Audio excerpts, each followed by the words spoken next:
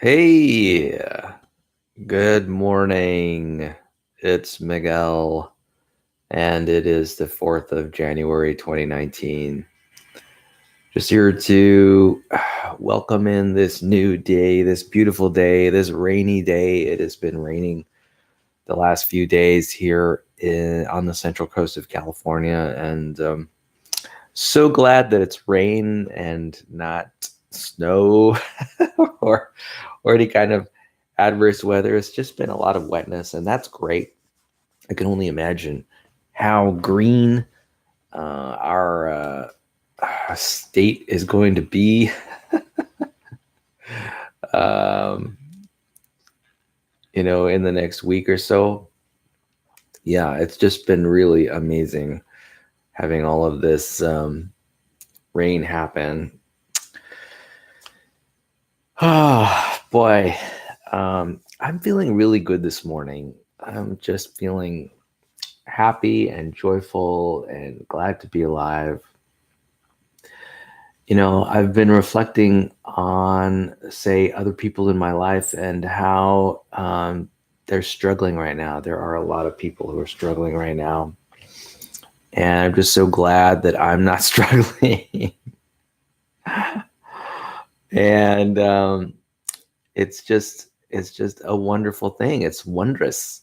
Every moment is wondrous. In fact, I'm really feeling a sense of like a lot of awareness of each moment to moment awareness of what the good that's in my life right now. And I mean, it's powerful. It's really powerful, and it's almost intoxicating. And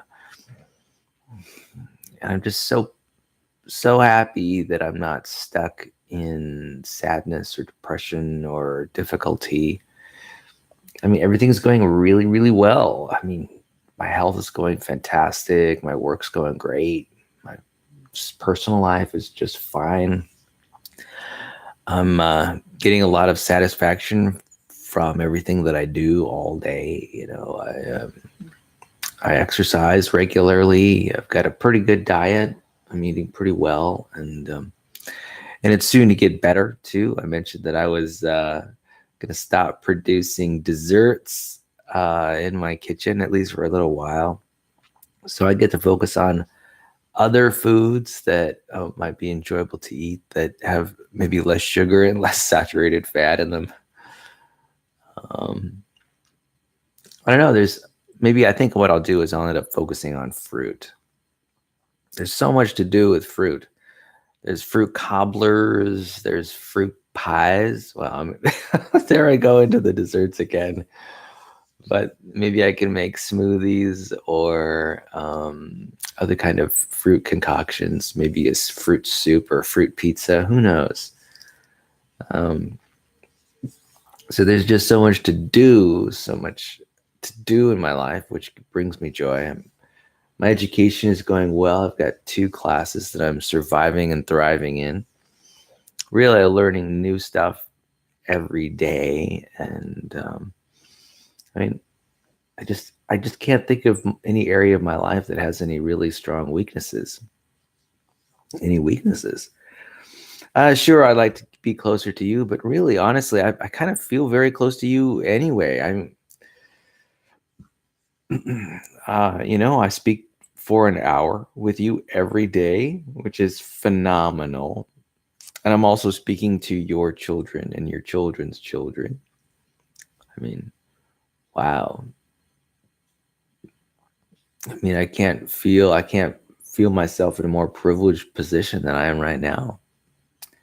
And I've really been enjoying some technology. I love my gadgets, my Apple iPad, which I'm really enjoying. I'm really exploring drawing using an app called Procreate. It's pretty amazing. Of course, I'm reading, and I don't know. I've just got all kinds of great stuff going on all the time. My schedule's just chock full with stuff. I've also am committing lately to be a little more giving and offering up of affirmations and positivity during my conversations.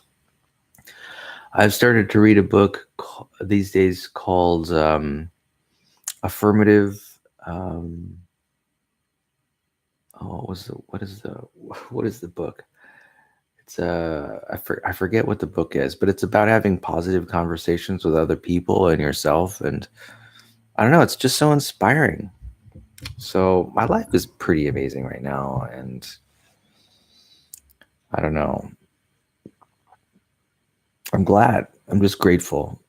Somehow I've managed to focus my life in ways that bring me joy almost continuously, and it's been wonderful. And I'm really actually quite interested in figuring out ways that I can share it more with other people by having better conversations or writing or letters of affirmation, maybe acts of service.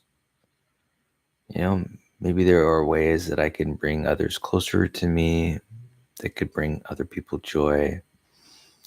I need to contemplate what I can do to sort of radiate my happiness a little more effectively, sort of spread myself out a little bit more. Yeah. So, I mean, that in itself is fun. Strategizing, planning tactics for doing that is that in itself is great fun. And then not only that, but just moving through my day is fun. I mean, I'm excited about getting some new lead for my mechanical pencils this morning, and I'll be gifting that to myself today. And, that'll make my handwriting and my work just that much more pleasurable to perform as I write things down. And, I'm also spending a lot of time doing a lot of measuring. Turns out measuring makes me happy. I measure my food, that makes me happy. I've been measuring time using timers and calendars, and that makes me happy. I love to measure, even distances, get more focused on time and distance and weights. And every time I make a measurement, it adds a level of certainty to my understanding about the world. And I feel at peace and more calm after I've measured something, this video, I sit with you for about an hour, and just that measuring that brings me a lot of satisfaction. It's like, yeah, this is a habit that I've wanted to develop, and I've done it. And it's an important part of my day, spending time with you, Emily. It's not trivial. It's something that I'm grateful that I can do, at least in a small way, to bring you a little more joy and satisfaction, helping you to get to know me a little bit better. I appreciate that. It's important. It's consistent with my values. In fact, every time I consider having done it, it makes me feel good, because it means that I'm acting in ways that help me grow, widen out, and help you develop too, possibly. So speaking of that, speaking of personal development, maybe what I could do is start going through that segment of my presentation where I go through the bookmarks that I've highlighted in the books that I read. So that book that I'm on right now is Attitudes and Gratitudes in Love, and that's by MJ Ryan. And I've got my iPad here, and I'm going to turn it on, and what we'll do is we'll go over some of the highlighted material that I've highlighted while reading. And let's just do that right now. All right. So on page 43, I highlighted this passage. It says, We all hold ourselves back from experiencing the fullness of love's joys. We do it in different ways. Some of us are stingy with our words, others with our bodies. So, this is actually a really important point. We all hold ourselves back from experiencing the fullness of love's joys. We do it in different ways. Some of us are stingy with our words, others with our bodies. This is something I have been considering lately, and back how I hold back. There's so much joy that I could be producing any moment, every moment of my life, but for some reason I decide to hold back. I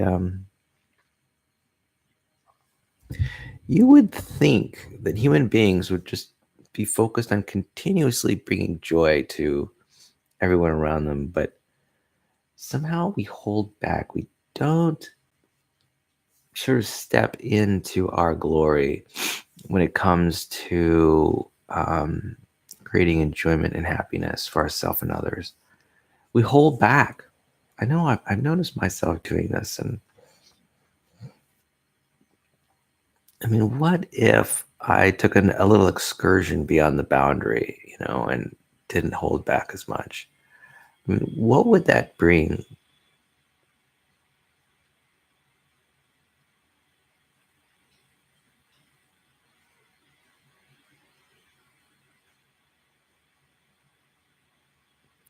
I'm just trying to imagine what it would bring. Human beings are so patient and thoughtful. I mean, there probably is a good reason. Maybe what I had to do is I had to cross the boundary, my own personal boundaries about what is acceptable in terms of giving other people appreciation and enjoyment, and see what happens. Maybe I need to do an experiment and sort of discover why it is that I sort of inhibit the joy I want to convey to others by sort of breaking down that wall a little bit.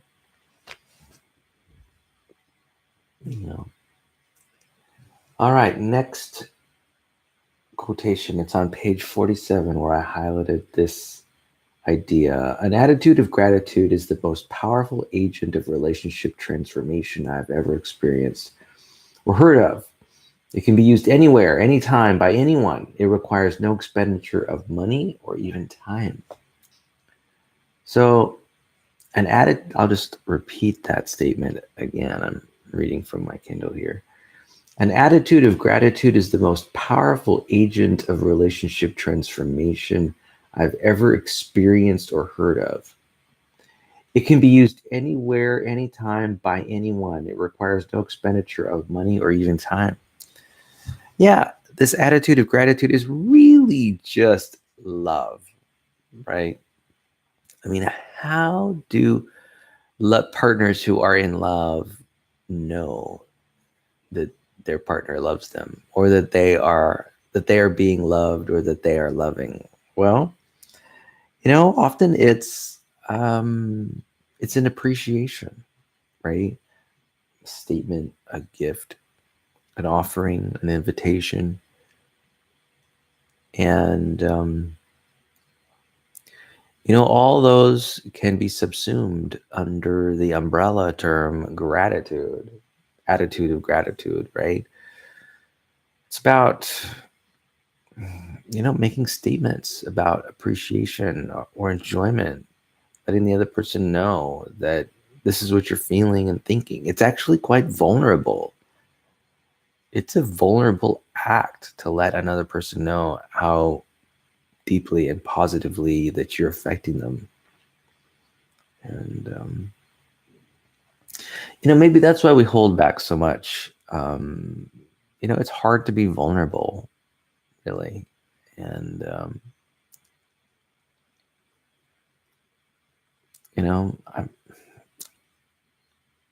it's kind of funny. It might have something to do with our culture, that is our enculturation. Maybe we hold back from appreciating others because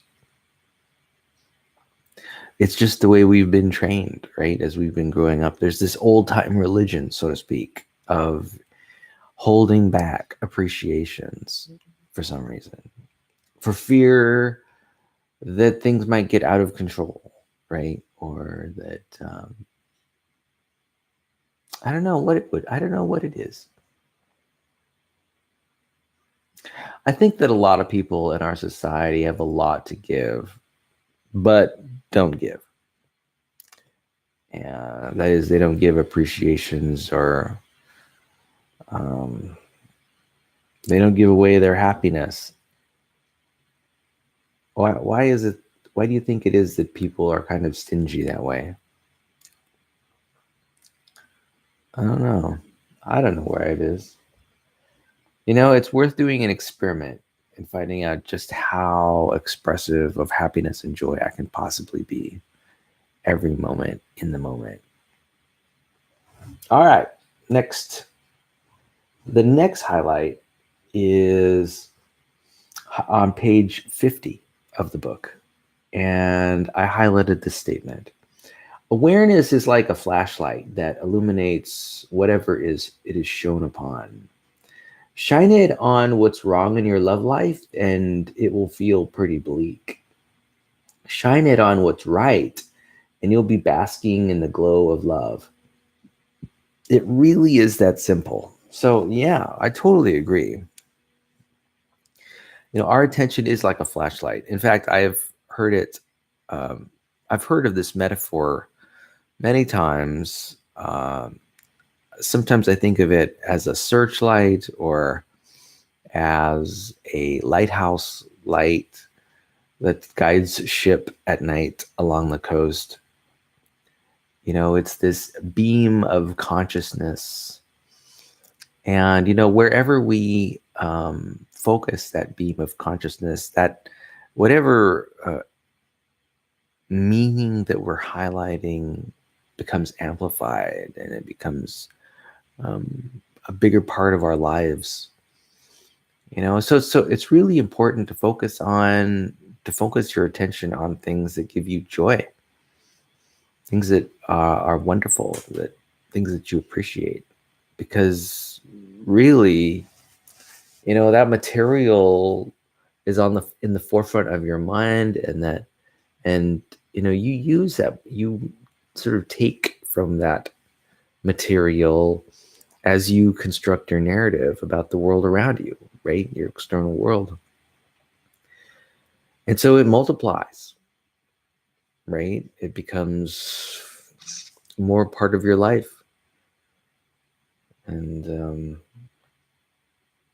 so, it's really critical that this light of awareness shine on things that are right in the world, shine on things that give you happiness and enjoyment. In fact, I'll just read that quotation again. It says, awareness is like a flashlight that illuminates whatever it is shown upon. Shine it on what's wrong in your love life, and it will feel pretty bleak. Shine it on what's right, and you'll be basking in the glow of love. It really is that simple. So this whole point about shining it on what is wrong in your love life, and it will feel pretty bleak. And why is that? Well, it's true. It really is true. And it's also that simple too.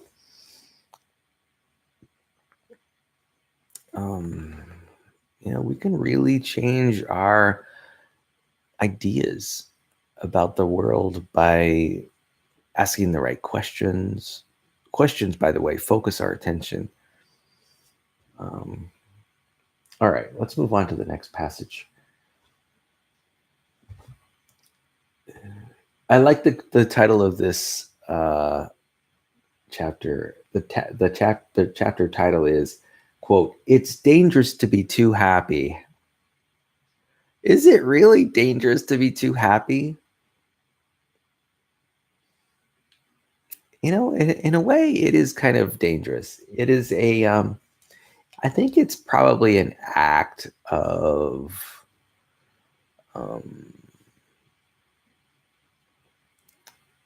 I think it might be a bold act. It might be a courageous act. It's an act of defiance, right? It's a little bit counterculture, right? Can you possibly be that counterculture?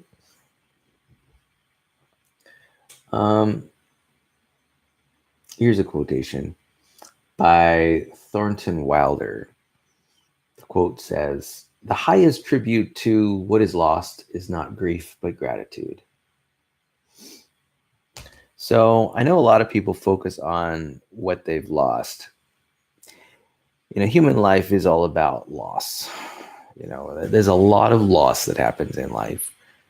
Relationships pass, our lives pass, our health passes, our strength passes. Eventually, everything ends when we die. We're sort of continually using our assets, right? Our life's energy is continually being spent as time moves from second to second, minute to minute, hour to hour. And, I've got a lot of memories about the past, and all of those memories represent things that have been lost, right? Places where I've lived, teachers that I've had, classes that I've enjoyed, learning. All that is in the past, and all that is lost. So how do you honor that loss? Is it something that you mourn, with sadness, right? Because there's a disconnection or a separation between that object or situation and your present moment. In fact, now that I think about it, every item in your past that you've lost is getting further and further away from you, right? Every moment, every second, you're losing even more, right? I know for me, I've been married and divorced twice. And so, there's a loss there. There was potential at one point in time, potential realized partly, and then loss, right? And, every moment that goes by, I'm taking greater, and I mean, it's just a greater distance between me and the past. I had a brother who died of leukemia, and every moment that passes, the loss is greater, right? There's more distance between today and what happened yesterday. More memories have been forgotten. Yeah. So, the loss becomes greater and greater, if you think about it. So how do you honor the loss? Do you honor the loss through sadness? Or perhaps the highest tribute to what is lost is not grief, but gratitude? Why not be grateful for those relationships, all the good that they brought into your life? Grateful for me, it would be the time that I spent with my brother who had cancer and then died. We shared some really fantastic times together, and gratitude, I think, might be a finer way to honor that relationship than sadness. Yeah. Yeah. I think that a lot of people feel emotions partly because we feel obligated to feel them. Like, for example, the end of a marriage. There's like this, out of respect and honor, we feel sadness and disappointment, right? We respect and honor that person and what kind of life we had together. And out of respect, out of honoring that past, I feel the duty to feel sad about its passing, right? In some respects, I can say that I still love those prior partners, previous partners. I still love my brother who died. And, in order to respect what we had, I do feel obligated. I feel a duty to be sad or guilty about it. Sort of the past and my behavior as a way to sort of honor the past and honor, and respect the situation and the other person. It's kind of funny. And a lot of this honoring is it's sort of like implied. It's not explicit. It's quite indirect in our society. We make ourselves feel bad as a way of honoring the past. We do that with a lot of things, like, I'm thinking about the Holocaust and the Never Again movement. And, all of the notable dates of, let's say, wars and tragedy that's happened, there's a sense of mourning and a sense of loss. I think a good part of that is just sort of honor and respect, where we honor and respect those, and we do that. I don't know. It's kind of funny. It's kind of strange that we do that. It's a ceremony, right? About how we reminisce about the past. And instead of feeling so grateful for what we all had and shared, we often just feel sad that we don't have that anymore.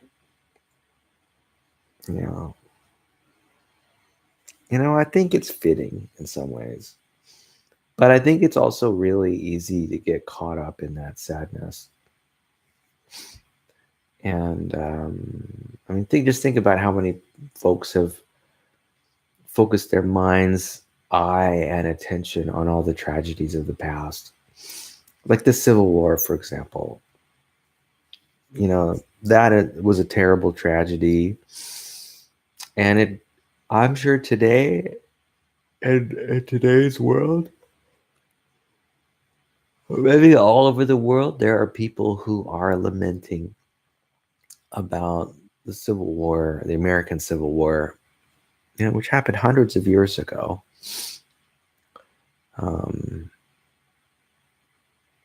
Well, more than 100 years ago. And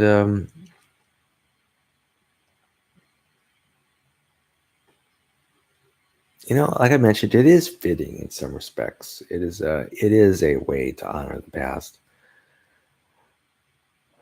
But perhaps there are other ways to honor the past, right?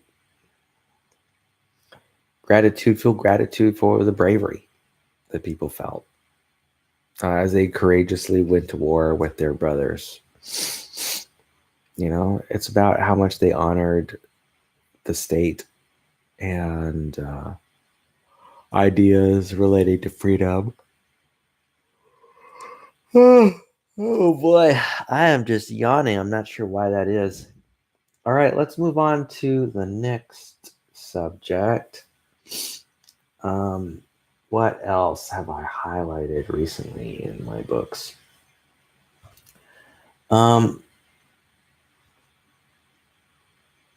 This is a highlight that I wrote down on page 51 of the book, Attitudes of Gratitude and Love. And the passage says, as we talked about her reaction, she realized that worrying about her husband and child made her feel as though she was protecting them. And if she stopped worrying, they would lose this protection. Oh, yeah. Okay. So I think this is probably one of the strongest reasons that people worry and are concerned about things in their lives, is because they've got this unstated connection between worry and preservation of what's valuable to them. It makes a lot of sense. If you want to keep something or you want to gain something, think about its loss and what how you could lose whatever it is that you value, and maintain a plan, develop a plan for keeping that, whatever that is, which you love so much. It's essentially, it's worry.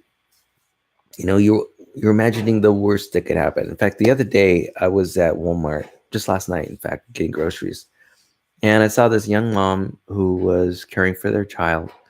And the child was sort of walking on their own and kind of near the road. And of course, here I am. I'm just walking by after having purchased my groceries, and I spot the child near the road, and I'm concerned because I don't want that child to step out into the road and get injured by stepping out into traffic. And so, I'm watching this kid, just sort of overseeing the situation, hoping that the kid acts in a safe way and that the mom sort of encourages the child to stay safe, right? And that was me worrying, right? And I was trying to protect against possible loss. I mean, I will act to protect any kid from an unsafe situation. As I'm sure anyone else would. Um, humans are just like that, right?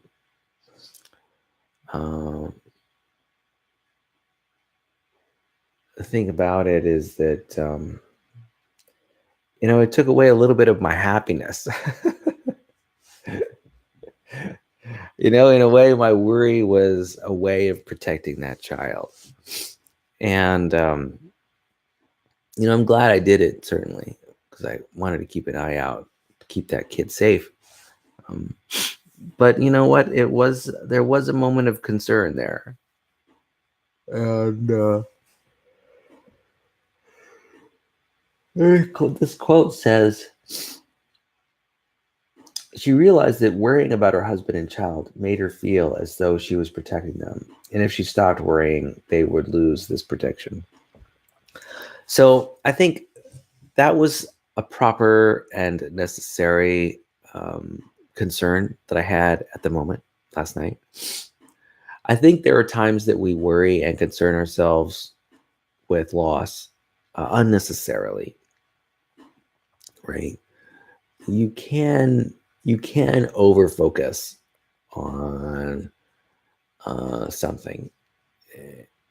You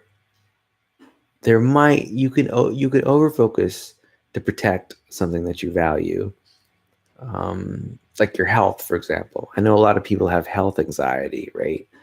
So something will go wrong in their body. Maybe they'll get injured and they'll go to WebMD, right? Online, and they will research all the prognosis and diagnosis and symptoms and causes and cures, and they overfocus on their own health in an effort to preserve it. But all it does is end up making them miserable. Been there, done that. I've done that myself. It's unnecessary concern, right? And it's bringing you,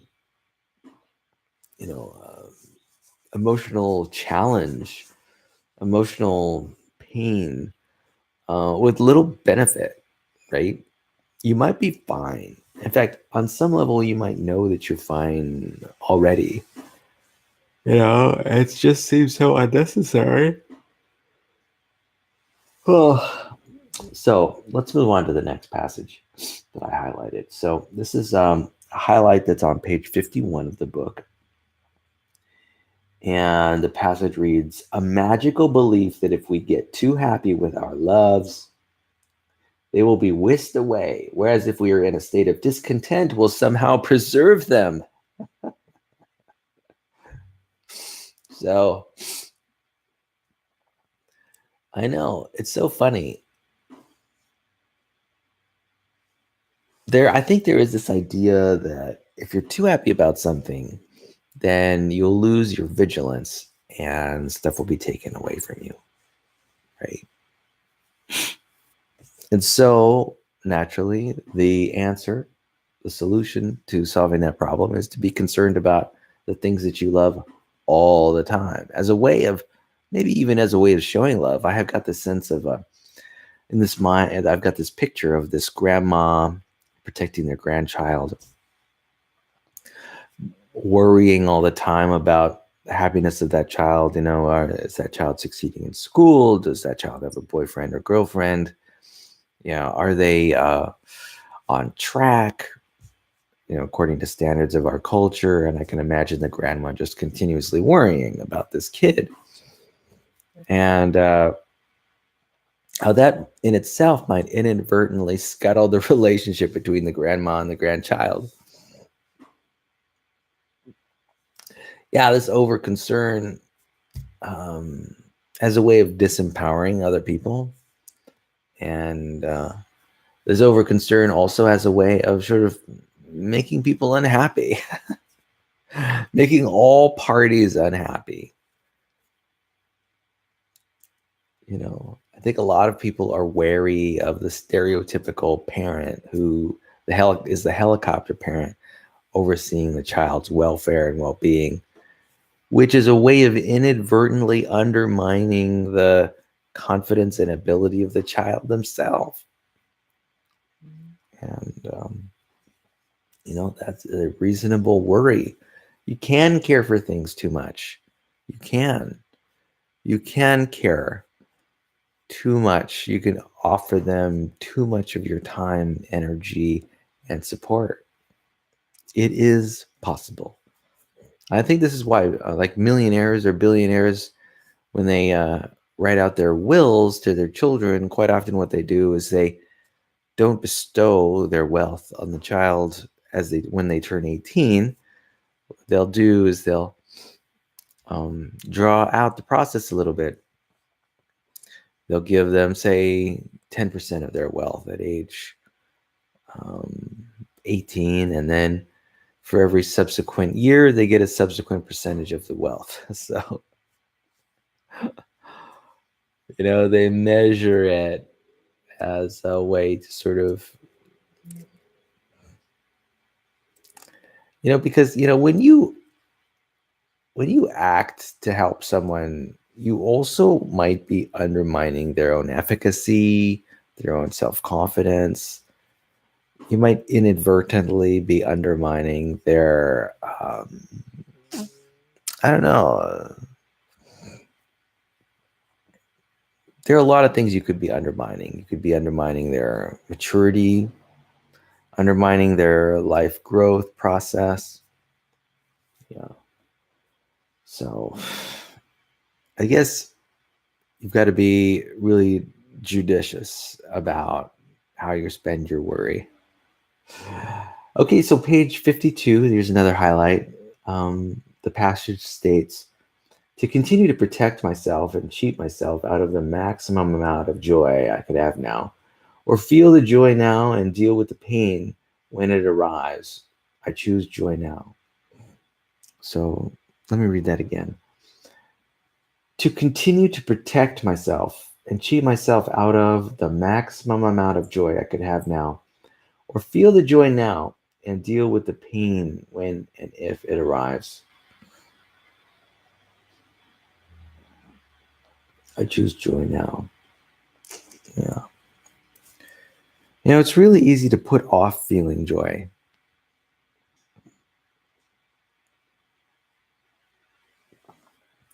Sometimes we don't express joy as a way of protecting ourselves.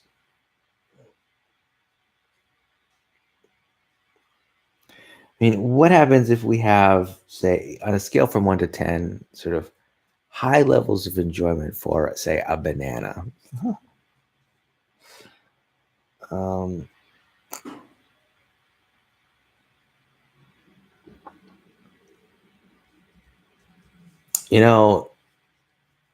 Maybe a banana is not a good example. Maybe a relationship is a better example.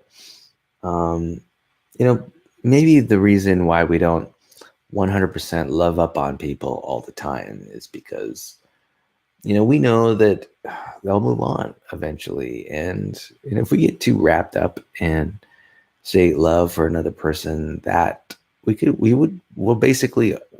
guaranteed to be disappointed. It sort of reminds me of people who are standing in an elevator, right? They don't visit or even make eye contact with each other because, well, they will be separated when the elevator doors open, just say a minute later. And, why create a relationship when it's 60 seconds? In 60 seconds, that relationship must dissolve. You're almost protecting yourself from the pain of loss by not beginning the interaction. It's kind of funny. All right. Well, I think that's good for now. What we can do is we can move on to the next segment, which is the question and answer period. So I've got a book of 1,001 questions, and I like to read off the questions and answer them. So Emily, you get a chance to get to know me a little bit better. And so the question for today is question number 226. What's one thing you would rather pay someone to do than do yourself, and why? Well, there's a lot of things that I'd rather pay other people to do rather than do myself. In fact, every instance of me paying for anything is pretty much an example of it. When I go to the grocery store, I pay for the food at the grocery store because I don't want to grow this food. I'm not a farmer. I don't want to grow the rice or the beans, or I don't want to grow the wheat or the sugar. I don't want to harvest that. I also pay for processed foods. I don't want to make a sandwich or pizza or yogurt or anything like that. I just want to buy it. And the same is true for like services. I think of my car, right? I mean, theoretically, I could change the oil in my car, change the oil filter, change the air filter. But there are times when I just rather pay other people to do it.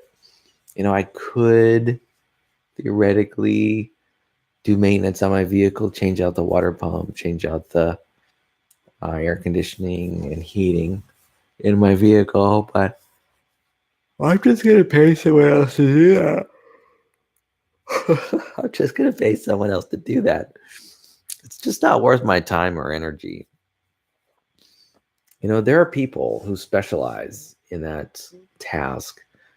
They've devoted their lives to doing it efficiently and certainly better than I could ever do it. Kudos to them, right? That's what work is all about. So, car maintenance, food, what else am I willing to pay others to do?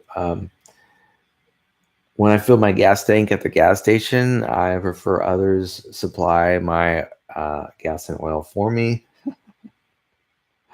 because I don't want to go hunting for oil all over the place. Okay. Question number 227. What's one book you recommend and why?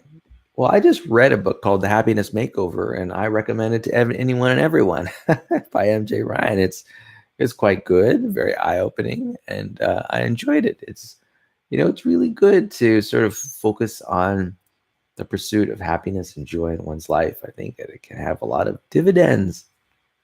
And so that's one book. Next question. Question number 228. What annoys you most? Oh boy, I think I've already gone through these questions. Oh my gosh. I have. Question number 234. What is your favorite color and why? We've got lots of favorite colors. In fact, almost every color is my favorite, but I love certainly white and clear. But I also love the color green. I would guess that the color green is my favorite color. And the reason is because green represents growth, and I'm very focused on personal growth. It's also reminiscent of nature, and green plants, and I love plants and trees and flowers, and green is really a nice nice color to represent those things. I also like other colors like blue and red and brown and orange and yellow. I mean, these are beautiful colors too. And I will say that I like black too on occasion. All right.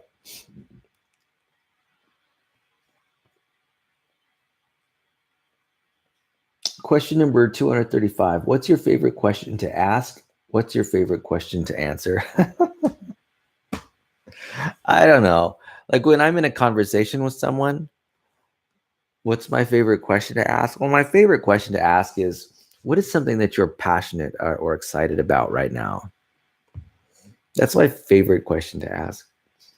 Now, what's my favorite question to answer? It might even be that very same question. I want to know when I'm talking with another person, having a conversation with them, I want to know what energizes them, what gets them up in the morning. I want to have a conversation about that. Why? Well, number one, I prefer that my conversational partner learn something from the interaction. And, I think that being vulnerable about what you're excited and passionate about in this moment can be really helpful in sort of helping a person sort of figure out what's going on with them. And it helps me too, because I get to discover what other people are excited about. And who knows, maybe some of that will rub off on me. And, I'll get the very same kind of enjoyment that they're getting. That's always a possibility. So let's move on to the next question. Question number 236. What's your favorite expression? Oh man, I don't know. I don't know, maybe my favorite expression. Why not? Why not make I don't know your favorite expression? What's great about I don't know in that phrase is that it gives me relief, right? I don't have to act. I can rest, relax. If I don't know something, I just don't know it. And here's the thing, there are a lot of things I don't know. What a great coincidence. I like to use I don't know as an answer. And there's also a lot of things that I don't know. Wow, I've got happiness and joy all the time going on around here, folks. All right. What's the next question? Question number 237. What's your all-time favorite video game? I think it's probably Super Mario Brothers. And I still play Super Mario Brothers, the Nintendo Entertainment System Super Mario Brothers. Believe it or not, that game is really small. I think it's only like 40 kilobytes large. It's a tiny game, but it's super fun. Anyway, I think Super Mario Brothers is my favorite. I also like Mario Brothers, and I like Joust, and there are a lot of games that I like. Ice Climber rates on the pretty high on the top. Question number, notice how all those games are classic video games. See, these are just the games that I like to play. Tetris is another example of a game that I like to play. Classic video games. I am still stuck in classic video game world. These new video games, I have little or no interest in playing them.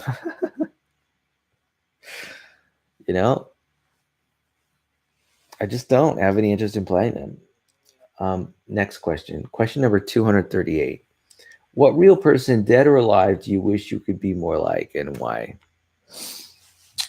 Well, I wish I could be more like Barack Obama. I kind of admire him. Seems to be a smart guy who's got it together.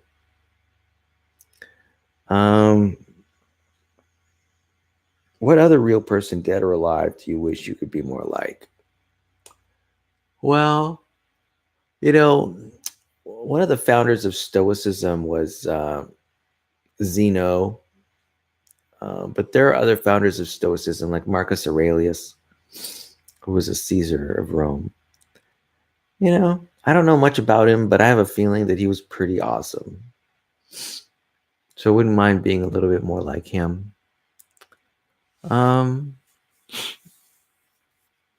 Remember this guy, Leo Buscaglia? He was a presenter or speaker on PBS, and he spoke about love and kindness. I don't think I'd want to be Leo Buscaglia himself, but I think I'd like to be a little bit more like him. He seemed to be really open and happy and joyful and loving and kind, and at least what I remember about him. And I only have these vague notions of him. He seemed to be a really nice guy. And let's see. Who else?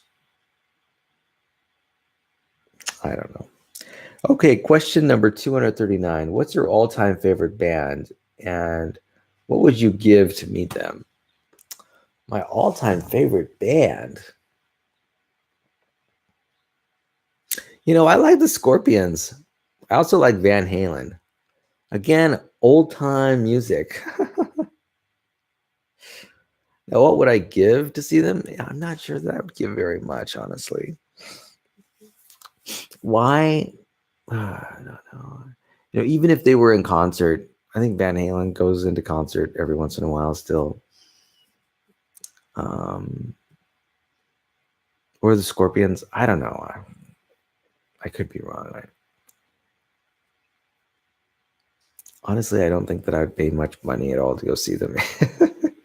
All their best work has been recorded on these wonderful music recordings that are everywhere. High fidelity. I don't need to see them in person. All of their material has been released. Yeah. All right.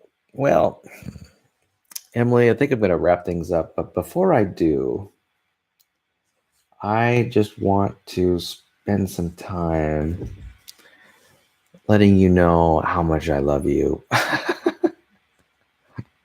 There it is, stated plain as can be. I'm looking forward to perhaps spending some time with you this Valentine's Day. I'm going to be sending your mom an email asking for us to spend some time together in about 2 weeks. It'll give your mom some time to spend with, to have a date night with her husband. And so, it's a way for, both of us to sort of get what we desire and need. That is, for her, it'd be more alone time with her husband. And for me, it would be a little bit more time with you. And that sounds like a plan that could possibly work out. I'm curious about your school and how things are going there, and what areas of your education that you're enjoying right now, and what's making you happy, and what's really filling you up in terms of, your excitement and interest level about what you're learning. Just like me, I'm excited about the things that I'm learning all the time. And I'd like to get a little more insight into what is giving you that juice, and helping you develop that passion for learning. I was thinking about how we could read books together, or draw a little bit together, that we could maybe we could do some artwork together and talk about different styles and methods of the art, of the sort of the tools that we use to produce the artwork. We could talk about the patterns that that we're using, and what inspired those patterns, what inspired those colors that we decided to use. So I think what we could do is we could have a lot of fun just thinking about art and artwork and putting together and just collaborating with one another about artwork and what is inspiring to us about the art that we're developing. To me, that sounds like a lot of fun. We could basically have an art party. I know. Let's have an art party. So that sounds like an interesting idea. I'd be totally into. And, maybe we could go out and go see a movie or something like that. There are a few movies out there that I am interested in seeing. I'm definitely still interested in seeing Mary Poppins Returns. I haven't seen that movie. I'd be up for that. Um, I'm also up for going to, say, any kind of restaurant or going to get dessert somewhere. That would be totally cool. I'd be totally up for that. I mean, there's always room for smoothies, right? Always room for ice cream too, if you ask me. Especially if that ice cream is frozen yogurt. That is some good stuff. Yeah, but I just wanted to mention just how much I appreciate you having you in my life and how much meaning you give to it.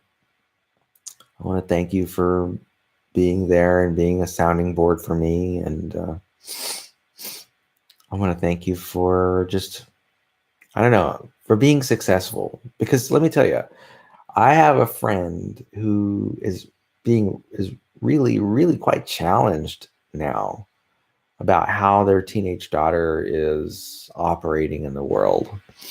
And to know with relative assurance that you're doing a great job going to school regularly, that you're happy and healthy and working out, just warms my heart. I feel so lucky to have you and to sort of know that you're happy and healthy. It's great.